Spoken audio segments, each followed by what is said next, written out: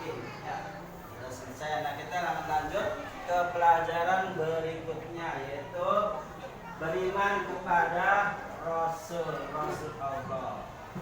Nah, sebelum kita lanjut ke pelajaran, mari kita dengarkan dulu atau kita lihat dulu video-video ya. Kalian simak dengan baik video ini. Ini adalah video tentang 25 Nabi dan Rasul. Perhatikan. Nabi Adam merupakan nabi pertama sekaligus manusia pertama yang Allah ciptakan. Sebelumnya, Nabi Adam tinggal di surga dengan pasangannya Hawa. Namun, atas bujukan iblis, Adam dan Hawa memakan buah kodi yang telah dilarang oleh Allah. Meski telah bertaubat, Allah tetap memerintahkan mereka turun ke bumi. Beberapa mukjizat Nabi Adam adalah: 1. Menjadi khalifah pertama di bumi. 2. Diajarkan oleh Allah segala hal tentang nama benda dan makhluk di bumi. 3. Memiliki umur yang panjang dan bisa memberikan 40 tahun untuk Nabi Daud. 4. Memiliki tinggi 60 hasta atau setara 27 meter. 5. Dikaruniai keturunan kembar berpasang-pasangan. Nabi Idris adalah keturunan ke-6 Nabi Adam yang terkenal dengan kecerdasannya. Banyak pesan kebaikan yang disampaikan Nabi Idris, seperti nasihat untuk menjadikan sholat jenazah sebagai penghormatan, untuk selalu bersyukur, menghindari hasad dan dengki, melarang menumpuk harta yang tak bermanfaat, dan mematuhi perintah Allah dengan ikhlas, baik dalam sholat, berpuasa, dan amalan lainnya. Nabi Idris memiliki mukjizat sebagai berikut. 1. Memiliki kecerdasan mengamati fenomena alam dan mengartikan wahyu Allah. 2. Manusia pertama yang bisa membaca dan menulis. 3. Manusia pertama yang bisa menjahit pakaian. Nabi Idris bisa menggunakan pakaian yang terindah, sementara saat itu orang-orang masih menggunakan kulit binatang. 4. Nabi Idris pernah merasakan sakaratul maut dan dihidupkan kembali atas izin Allah. 5. Pernah melihat surga dan neraka.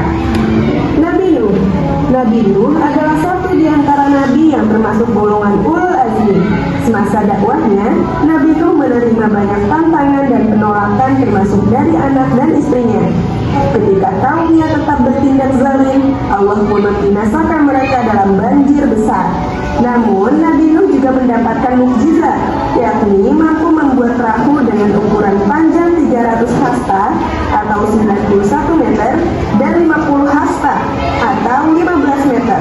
Setiap manusia maupun binatang yang ada di perahu tersebut selamat dari banjir. Nabi Isa adalah nabi yang tak memiliki ayah dan lahir dari seorang wanita suci bernama Maryam. Beberapa mukjizat Nabi Isa antara lain: 1. Bisa berbicara saat bayi. 2. Menghidupkan burung dari tanah liat. 3. Menghidupkan orang yang sudah mati. 4. Menyembuhkan orang buta dan penyakit sopak. 5. Menurunkan hidangan dari langit. 6. Dianugerahi kitab Injil. Nabi Muhammad merupakan nabi terakhir sekaligus penutup. Tak ada lagi nabi lain setelah Nabi Muhammad wafat. Ketika kelahiran Nabi Muhammad, banyak peristiwa besar terjadi, seperti runtuhnya berhala dekat Ka'bah dan padamnya api yang disembah oleh kaum Majusi.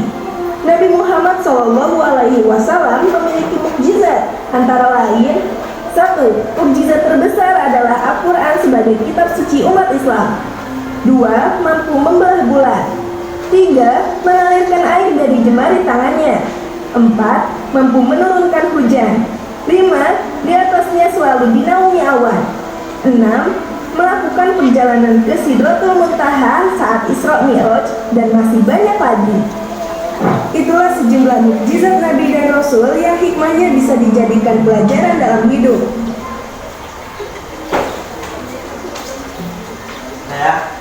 Setelah kita melihat video tentang kisah-kisah Nabi dan Rasul, tentunya Nabi dan Rasul itu jumlahnya banyak. Waktu kelas 3 kita pernah belajar, itu jumlahnya banyak sekali. Cuma yang wajib diimani hanya berapa? 25. Kalau kita suruh mengiman 100 ada pusing. Ya Pak Is? paling siapa murid ratusan seni bacanya. Ya, jadi kalau kita disuruh menghafal semua jumlah Nabi dan Rasul, kita nggak akan mampu. Makanya yang wajib kita imani hanya berapa? 25 Nabi. Nah, sebelum kita lanjut, coba ada yang bisa jawab nih. Mengapa kita harus mengimani Nabi dan Rasul? Yang bisa jawab enggak? Mengapa kita harus beriman kepada Nabi dan Rasul? Coba, Jaka Tingkir, Jaki. Apa? Ayo, ada yang bisa jawab enggak? Mengapa sih kita harus beriman kepada Nabi dan Rasul? Tahu enggak? Ini pengertian iman kepada Rasul. Pengertian iman kepada Rasul. Nah, nih.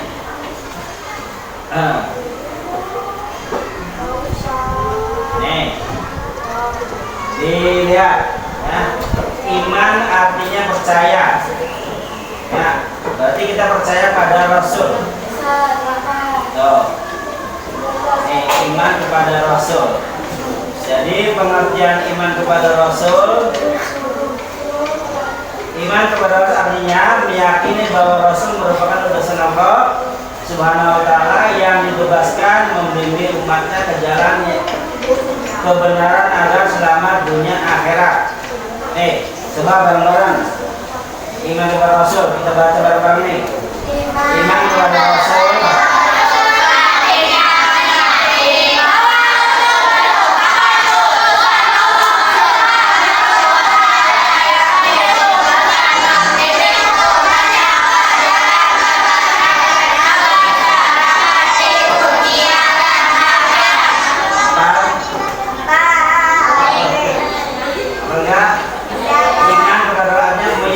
Bahwa Rasul sudah buat utusan Allah, ya.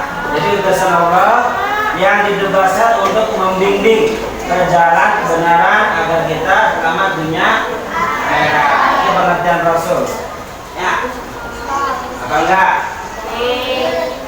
Coba ini lihat lagi. Rasul adalah imam Rasul yang meyakini, ya. Kita yakin bahwa Rasul itu diutus oleh Allah, ya, diutus oleh Allah yang ditugas membimbing umatnya. Jadi Rasul itu bukan umat, membimbing umatnya. Untuk apa? Untuk agar selamat dunia akhirat. Jadi dalam hal ini kita meyakini bahwa Rasul itu utusan Allah, ya, yang dibimbing untuk apa? Untuk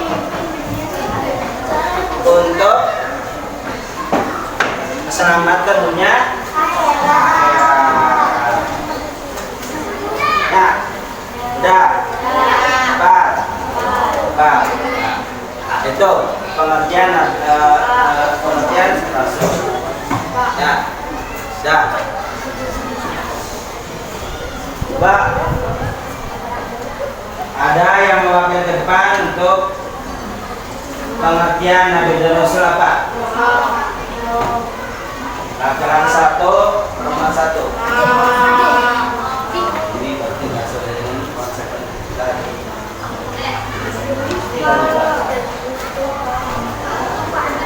Ayo, Coba dibaca. Coba dibaca pengertian Rasul.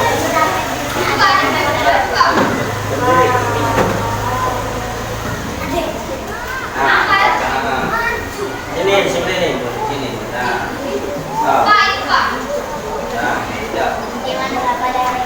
Yang keras. Iman kepada Rasul artinya meyakini bahwa Rasul merupakan utusan Allah Subhanahu wa Ta'ala yang ditugaskan membimbing umatnya ke jalan kebenaran agar selamat di dunia dan akhirat. Nah, ada. Coba deh. Nah, kita ada. Yang keras. Iman kepada Rasul artinya meyakini bahwa Rasul merupakan utusan Allah Subhanahu wa Ta'ala yang ditugaskan membimbing umatnya ke jalan kebenaran agar selamat di dunia dan akhirat. Nah, itu tugas Rasul ya. Tugas Rasul itu membimbing umatnya